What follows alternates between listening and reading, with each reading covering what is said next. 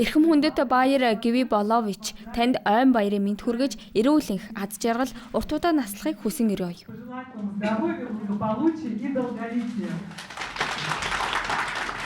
Энэ онцгой өдөр Баяр Гвибаловичийн хамт олон тэр дундаа Ахмад ажилтнууд нь хүрэлцэн ирж баяр хүргэлээ. Тэрээр 1980-ад онд тэдэнтэй хамтран дорнын анагаах ухааны төвийг хөгжүүлж эхэлсэн юм. Ленинград хотод мэргэжил дэвшүүлснийхээ дараа бүгд найрамдах эмнэлэгт мэдрэлийн мис засалчаар ажиллан шинжлэх ухааны судалгаа хийж байв. Тэр үедээ мөн төвдийн анагаах ухааныг сонирхож эхэлжээ. 1980 онд би профессор Александр Трофимович Качаны удирдлагаар зүү төндөрийн эмчилгээний сургалтанд хамрагдсан юм. Ирээд өөрөө бие даан эмчилгээ хийж эхэлсэн. Энэ бол дорны анагаах ухааны нэг чухал чиглэл. Түүнээс хойш төвдийн анагаах ухаанд улам их сонирхолтой болсон. Брэдийн уламжлалт анагаах ухаан нь гүн гүнзгий түүхэн өв шинжлэх ухааны суурьтай. Тус төв байгуулагдсан нь энэ үеийг практикт нэвтрүүлэх, эрүүл мэндийн салбарт нэгтгэх эхлэл болсон юм. Олон хүчин зүйл давхцсан юм. Брэдэд эмчилгээний уламжлал байсан, доомч лам нарын нөөц байсан. Мөн датсан, мам датсан төгссөн сургалтын тогтолцоо байлаа. Мөн энэ бүхнийг нэгтгэсэн санаачлагч шин сэтгэлээс зорж явсан хүн байсан Баяр Гвибалович Балжиров юм.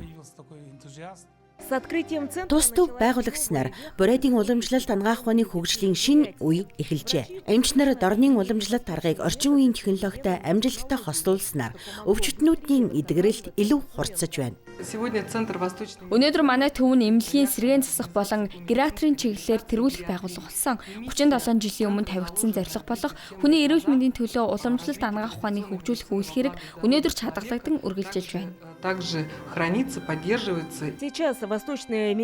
Өнөөдөр Брэдэд дорнын анагаах ухаан дахин сэргэн хөгжиж байна. Төрөөс энэ чиглэлийг идэвхтэй дэмжиж сонирхол улам бүр нэмэгдсээр байна. Тухайлбал Монголын эмч мэргэжилтнүүд туршлага солилцож, эрүүлжүүлэх болон урд наслах аргуудыг хилцгээр тус төвд хүргэлцэн иржээ. Валентина Цыбикова, Даниил Щербаков, Новости дня.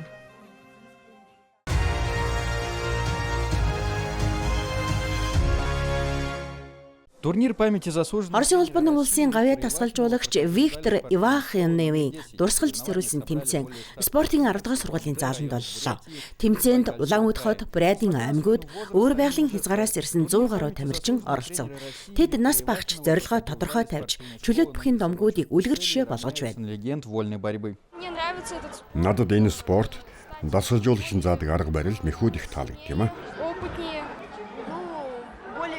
Аюулгүй гэмтэл бэртэл багтай багаасаа тулааны төрлийн спортоор хичээлмээр байсан юм. Ядаж нэг удаа төрүүлэх, одоогоор хөвчлэн 2-3 дугаар байр эзэлтгэ мөн шинээр хичээлэж эхэлж байгаа хүүхдүүдэд үлгэр жишээ болохыг хүсдэг.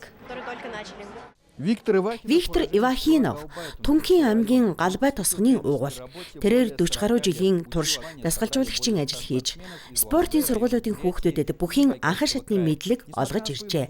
Энэ хугацаанд олон спортын мастер бэлтгэн гаргасан байна. Манай аавгах амьдралаа дасгалжуулагчийн ажилд зориулсан. Би ч түүний мөн өвөөгийнхөө замлаар явж дасгалжуулагч болсон. Гэхдээ шатрын төрөлд. Ер нь манайх спортын гэр бүл Виталий Саровичийн хүү одоо Олимпийн нөөцийн спортын сургуулийн захирал бөгөөд өнөөдрийн тэмцээний зохион байгуулагч юм. Энэхүү тэмцээнд Динамо нэгэмлэгийн Брэд дахь бүсийн аваргын хүрээнд зохион байгуулагдж байна. Энэ жил Оросын улбаны улсын гавьяа тасгалжуулагч Виктор Сасарович Ивахиновийн дурсгал зориулж байна. Тэмцээнд 8 баг, түүний дотор өөр байгалийн хязгаараас баг оролцож нийт 180 тамирчид өрсөлдөж байгаа юм. Тэмцээний авраг медальд тамирчдад медаль өргөмжлөл гардууллаа. Новости дня.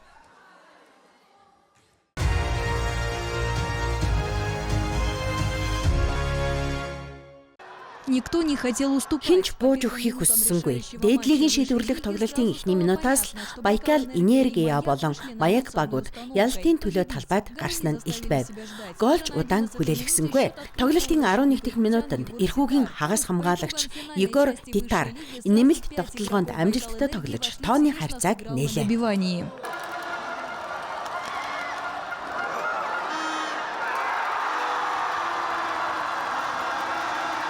Спустя 2 2 минутын дараа зочин баг тоог тэнцвүүлв.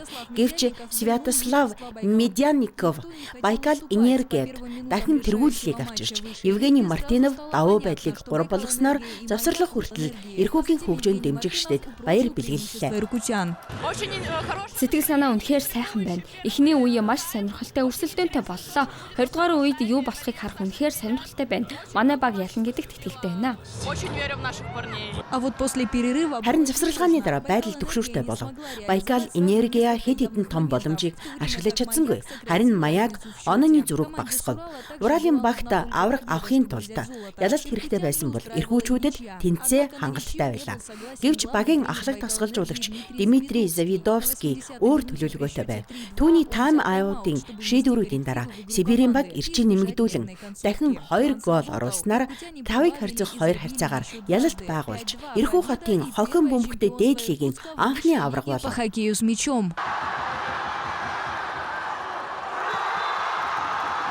По итогам финала Тэмцээний финалийн дүнгээр Байкал энергия багийн 5 тоглогч бэлгэдлийн шигшээ багтжээ. Тэдний дунд хаалгач Павел Спасовч багтсан бөгөөд овг нэрийнхэн адилаар шийдвэрлэх мөчүүдэд бага олонтаа аварч чадсан юм. Тоглолтын тухайхаас илүү эрхүүчүүд баярын төргийг хэлмээр байна. 5 дахь тоглолт хүчтэйх баг зэрэг сүлдсэн байсан. Гэхдээ бидэнд 12 дахь тоглогч хөгжөөнд дэмжигч байсан. Тэд л энэ пеналт бидэнд туссан. Тэдэнд маш их баярлалаа.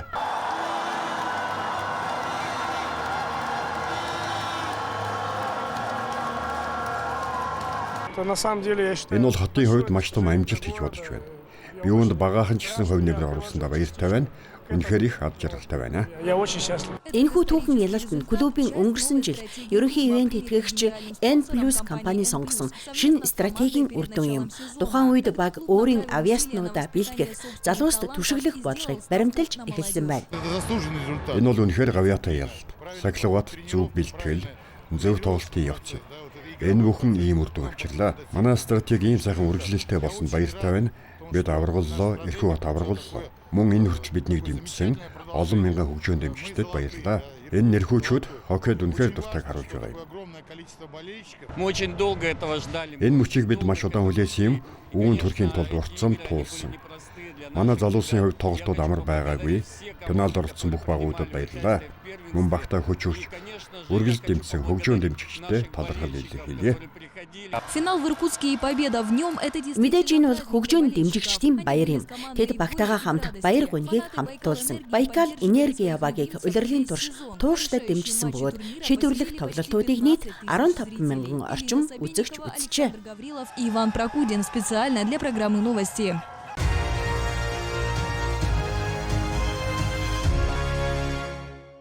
Хүнд нөхцөлд орсон гэр бүлүүдэд тусалж хүүхдүүдийн гэр бүлд нь авч үлдэх нь тус сургалтын семинарын гол сэдэв боллоо. Үйл ажиллагаанд өөр байгалийн хязгаарын нийгмийн байгууллагууд Инжар гаруй удирдах ажилтан мэргэжилтнүүд оролцсон байна. Өнөөдөр бид хамт олонтойгоо тулгарч байгаа эргэлзээ асуудлуудыг ярилцаж шийдлийг хайх зорилготой сууж байна. Эргэлзээг арилгаж хамтын шийдэл олохыг зорж байгаа юм а. Гэр бүлийн хадгалан хамгаалах ажлын гол чиглэлүүдийн нэг нь хямралын тасгууд байгуулах явдал юм. Эдгээр байгууллагад эцэг эх, хүүхдүүд, эмнэлгийн болон санхүүгийн тусламж, мөн хууль зүйн зөвлөгөө авах боломжтой. Жишээлбэл насанд хүрэхчдэд ажилд ороход, хүүхдийг сургуульд, цэцэрлэгт хамруулахад мэргэжилтнүүд дэмжлэг үзүүлдэг байна. Бид байгууллагуудын удирдлагад шинэ чиглэлд шилжихийн давуу талыг ойлгуулах зорилгоор сургалт явуулж байна. Энэ нь айгаад байх зүйл биш ээ. Харин шинэ хэлбэрийн ажил юм. Манай улсад гэр бүлд чиглэсэн дэмжлэгийн бодлого эрчимтэй хэрэгжиж байна. Юуны өмнө ажилтнуудаа хадгалах, өөрчлөлтийг зөөлөн саадгүй хэрэгжүүлэх нь чухал. Гэр бүлүүд нийгмийн байгууллагаас айх биш, харин тусламж авдаг гэдгийг мэдрэх ёстой. Мэргэжилтнүүд нь зөвлөх, түшиг тулхуй байх ёстой. Өөр байгалийн хязгаард энэ чиглэлээр эерэг туршлага аль хэдийн бий болжээ. Өнгөрсөн жил нийгмийн 3 байгууллага үйл ажиллагаагаа чиглэлийг өөрчилсөн байна. Тэдний нэг нь Атамановка тосгоны хүүхдүүдийн 2 дугаар асрамжийн газар юм. 2025 онд энд эртний үеийн тусламжийн болон хүнд нөхцөлд байгаа эцэг эхчүүдэд зориулсан хямралын тасгууд нээгдсэн. Одоогоор 6 гэр бүлд тусламж үзүүлж, төрөл бүрийн мэргэжилтнүүд идэвхтэй ажиллаж байна. Одоогоор бид богино хугацааны асаргааны бүлэг нэг шатандаа явж байна. Хөгжлийн бэрхшээлтэй болон тусгай хэрэгцээтэй хүүхдүүдийг ээжүүд нь хүссэн үедээ авчирч өдөрт нь манай хяналтад байлгах боломжтой болно. Такой семинар Ийм төрлийн семинар нь гэр бүлийг хамгаалах үйл хэрэгт чухал алхам болж байна. Энэ жил бүс нутгийн бүхий нийгмийн байгууллагад хүүхэд гэр бүлдээ үйлчилгээ нэвтрүүлэхэд төлөвлөж байгаа бөгөөд энэ нь гэр бүлийн хямралын нөхцөл байдлыг эрт илрүүлж, асуудлыг ихэнх үед нь шийдвэрлэхэд чиглэнэ. проблемы зародыша.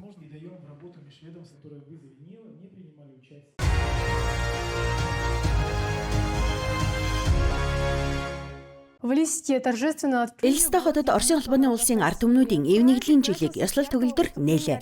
Баярын үйл ажиллагаа Халимаг улсын филармонд уран бүтээлчдийн өнгөлөг тоглолтоор эхэлж, эв найрамдал, харилцан ойлголцлын уур амьсгал бүрдсэн байв. Хүлээн авах танхимд үндэсний диаспород зочдыг өгтөн авч, тус бүгд найрамдах улсад амьдарч байгаа ард түмнүүдийн соёл, уламжлалын баялагийг танилцууллаа.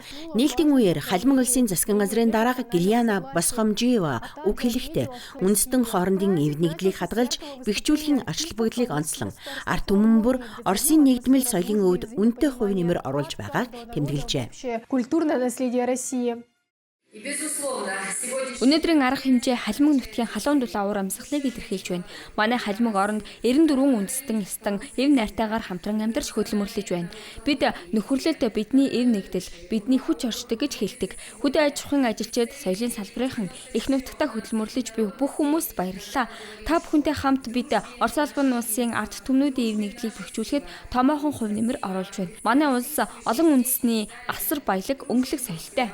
В программе песни, танцы. Хөтөлбөрт олон үндэсний дуу, бүжиг, урлагийн тоглолтууд багтсан байв. Зочид уламжлалт хоолоор дайлуулан ардын гар урлалын мастер ангиудад оролцсон. Халимаг болон бусад ард түмний түүх, зан заншилтай танилцах боломжтой байлаа. Орос улсын улсын ард түмнүүдийн эв нэгдлийн жилийг нэх ээлж бидэнд ирлээ. Энд бид бүх үндэстнийг нэгтгэж өөрсдийн соёл уламжлалаа харуулж байна. Бусад оюутнуудтай хэрхэн найрсаг харилцаж бие биеийн соёлыг хүндэтгэхийг үзүүлж байна. Бид бүгд Халимагт амьдардаг. Манай хүүхдүүд энд төрж суралцж байна. Бид бүгд нутаг орноо хөгжүүлэхийн төлөө хөдөлмөрлөж хүүхдүүдэд нэмждэг. Энэ бол маш чухал үйл явдал юм. Өнөөдөр Халимагт олон үндэстэй амьдарч байна. Бид эв нэгдэлтэй, харилцан ойлголцолтой байх ёстой. Халимагт амьдарч байгаа Дагестан ард түмний хувьд ахан дүүсийн найрамдлыг бэхжүүлэхэд хувь нэмрээ оруулах нь бидний хувьд чухал юм а.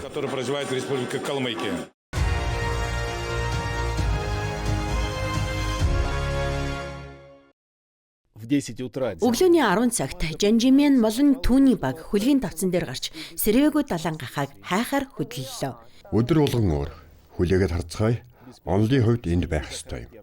Сэрвэгүү далайн гахааг амны хэлбэрээс нь болж инээмсэглдэг сахиусан амьтад гэж нэрлэдэг. Гэвч эдгээр сахиусууд ус дахь аюулд ороод байна. Жанжимян урд нь сэтгүүлч байсан ч 2012 оноос хойш энэ амьтныг хамгаалах ажилд зүтгэж эхэлжээ.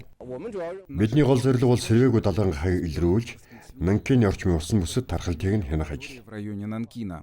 Бесперая морская. Сэрвэгүү далайн гахаан зөвхөн янцсын мөрөнд амьдардаг. Пандатай адил хятадд л байдаг онцгой төрөл зүйл юм. Гэвч загас агнуур, усан тээврийн эрчим жилт, эдийн засгийн хурдцтай хөгжил зэрэгс шалтгаалan 1991-ээс 2018 оны хооронд тоо толгой нь 60 гаруй хуваараа бурж 2700-аас 1012 болжээ. 2007 онд мөн янцсид амьдардаг ойрын төрөл болох баяжи хэмээх цэнгэг усны дельфин бараг устсан гэж зарлагдчихжээ. Үүнийг өөрчлөхийн тулд 2016 онд Хятадын эрх баригчид хамгаалалтын арга хэмжээг чангатган 2021 онд янцсын мөрний сав даяар 10 жилийн загас агнуурын хориг тогтоосон байна. Үүний дараа 2023 он гэхэд тоо толгой нь сэргэх шинж тэмдэг илэрч эхэлжээ.